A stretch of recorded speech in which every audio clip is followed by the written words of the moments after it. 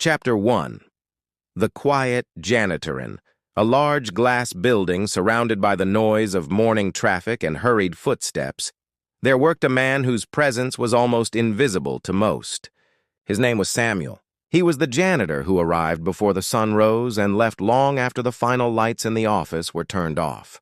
Workers passed by him daily with their headphones in, coffee in hand, minds occupied with deadlines and presentations, never truly stopping to notice him.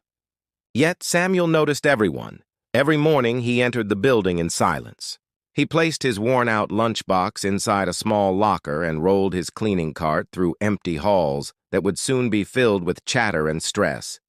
But Samuel's work was never just about cleaning. He believed every environment held emotions, traces of people's days, and silent burdens carried behind forced smiles. So, in the early quiet hours, he tried to leave things a little better than he found them. He had a habit of leaving small, handwritten notes on desks. Not signed, not traced, just small slips of paper with gentle words like, "You are stronger than yesterday," or "Your efforts matter even when unnoticed," or "Someone believes in you today." Most employees never questioned where they came from. Some kept them pinned beside computer screens, others tucked into their wallets, and some simply smiled, thinking it was some company initiative to boost morale. But no one ever knew the true author. Samuel never wanted them to know. He had learned long ago that kindness only held true meaning when done without seeking gratitude or admiration. He wiped whiteboards, repaired desk wheels that squeaked, replaced dying batteries in keyboards, and restocked office supplies without waiting for requests. He watered the office plants that were slowly drying because no one remembered them. He noticed the cracks that appeared not in the walls, but in people. There was one employee in particular who caught his attention, a young intern named Maya. She was quiet, always working through lunch, always looking tired. Samuel had seen her wiping tears from her eyes in the restroom mirror when she thought no one was around. He never asked questions. He simply placed small, hopeful notes near her desk and sometimes left an extra snack on the table in the break room, knowing she would find it. Samuel did not earn much. The salary was barely enough for his own needs, but each month, without fail, he placed a small envelope inside the company charity donation box. It wasn't labeled, and it didn't need to be. No one noticed the extra money. No one knew it was him giving more than what he truly had to spare. He had lived through enough hardships to know that sometimes even the smallest amount of kindness could keep a person from falling apart. Years ago, Samuel had owned his own workshop. He had employees, customers, and enough income to live comfortably. But life has a way of shifting paths without warning. His wife, Margaret, fell ill, and expensive treatments quickly drained everything he had worked for. Without hesitation, he sold his business, his home, and nearly all his possessions. He had cared for her until her final breath. When she passed, the world became quieter, heavier, and lonelier. But even in the loss, he carried the lessons she taught him, that love and kindness were the only things that remained after everything else was gone. So he worked as a janitor now. Not out of defeat, but out of acceptance. His life had been rewritten, but not broken. One early morning, something unusual happened. A sleek black car pulled into the employee parking lot before dawn. The CEO, Mr. Donovan, stepped out, carrying a suitcase and rubbing his eyes from exhaustion. He had returned from a late-night flight and planned to catch up on work before the day officially began. The building was quiet, lights still dim, and the faint sound of humming echoed across the hallway. As Mr. Donovan walked through the corridor, he noticed Samuel kneeling beside Maya, the young intern.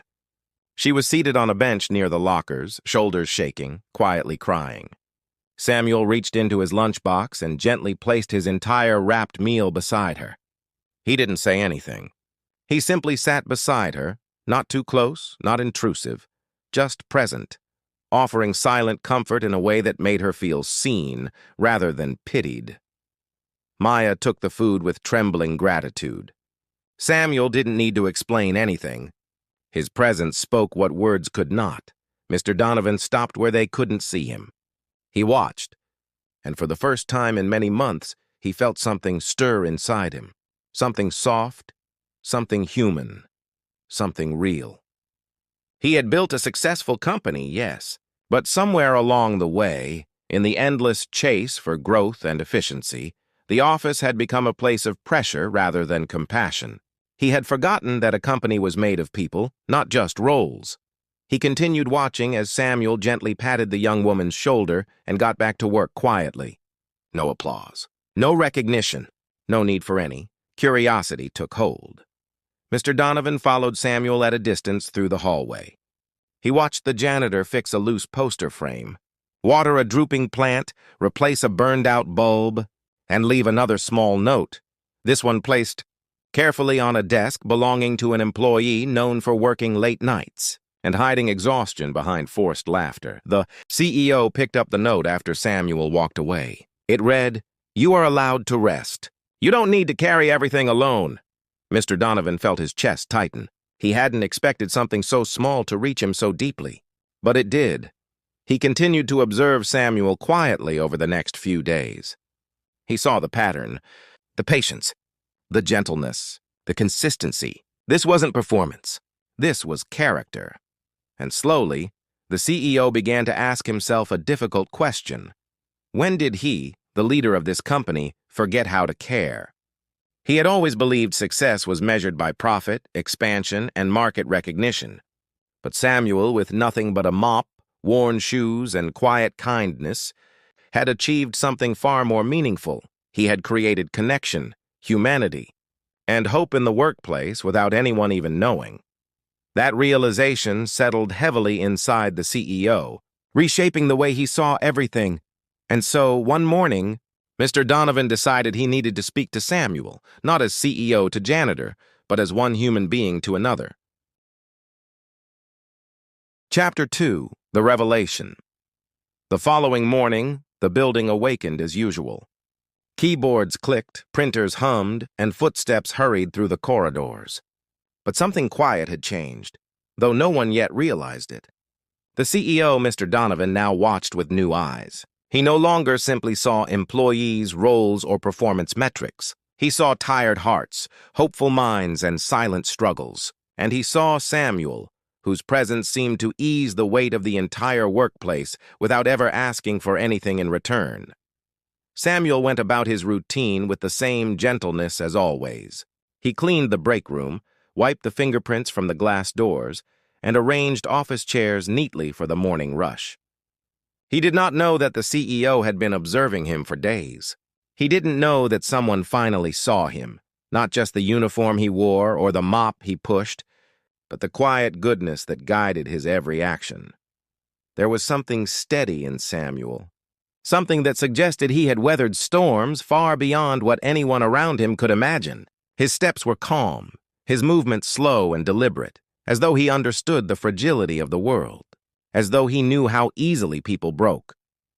When most of the office was settled in for the day, the CEO requested a private meeting with Samuel. Not in the janitor's storage closet, not in a hallway, but in his own office, an invitation that startled everyone who noticed. People whispered, assuming something was wrong. Samuel simply nodded, removed his gloves, and walked steadily to the executive floor. The office was large, framed by glass windows overlooking the city. Yet the CEO felt strangely humbled sitting across from Samuel. There were no accusations, no reprimands. Instead, Mr. Donovan asked about the notes, the repairs, the food shared, the quiet gestures that had gone unnoticed for so long. Samuel did not deny any of it, nor did he hesitate. He explained in a soft voice that kindness was the only thing he had enough of to give.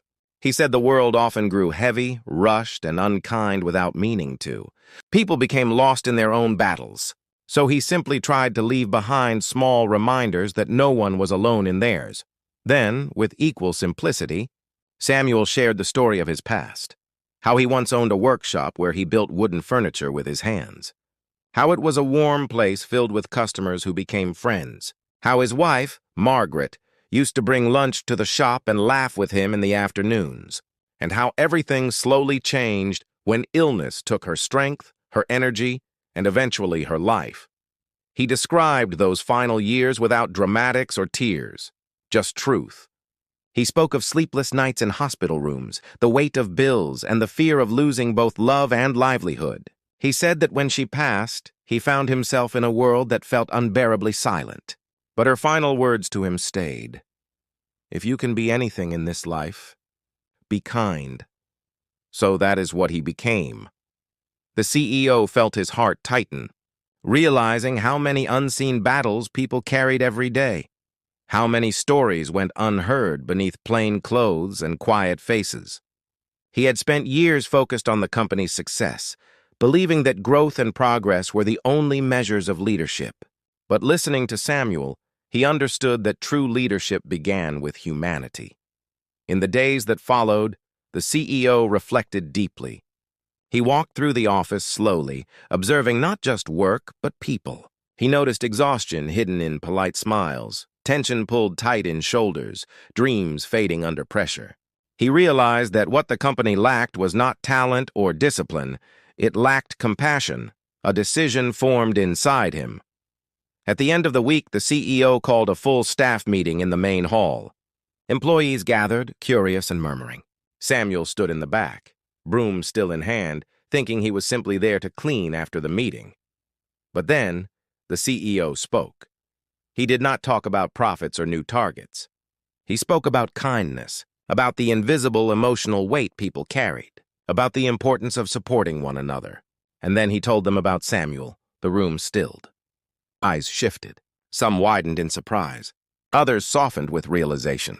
Those who had received Samuel's encouraging notes placed hands over their hearts. Several people who remembered his quiet gestures felt tears prick their eyes. The CEO walked to the back of the room and stood beside Samuel, not in front of him. He announced that the company would be creating a new role, Community Care Coordinator, a position dedicated to workplace well-being, encouragement, emotional support, and culture building. And he declared that Samuel would be the first person to hold this title. For a long moment, no one spoke. And then the room erupted, not with cheers of celebration, but with applause that carried love, respect, and gratitude. Applause that recognized someone who had already been serving the company in the most meaningful way long before any title existed. Samuel's eyes did not shine with pride, but with warmth, humility, and quiet acceptance. He had never wanted recognition, but he saw now that his kindness had grown roots. It had touched people. It had changed something far beyond what he could have imagined. In the weeks that followed, the atmosphere in the company shifted. Employees checked on one another. Break rooms became spaces of connection rather than silence. Work became more than tasks. It became shared purpose. Samuel continued to write his notes, water the plants, and fix small things as he always had. But now people noticed. People joined him. He did not change because of the promotion. The company changed because of him. And somewhere, in the quiet corners of the office, the memory of Margaret lived on in every act of kindness that grew from the seeds he planted. For true greatness, as the story showed, was never measured by wealth, power, or titles. It was measured by the hearts we lift, the burdens we lighten, and the gentleness we offer when no one is watching. The end moral. Greatness does not come from status, success, or recognition. It comes from compassion, especially the kind that is given quietly.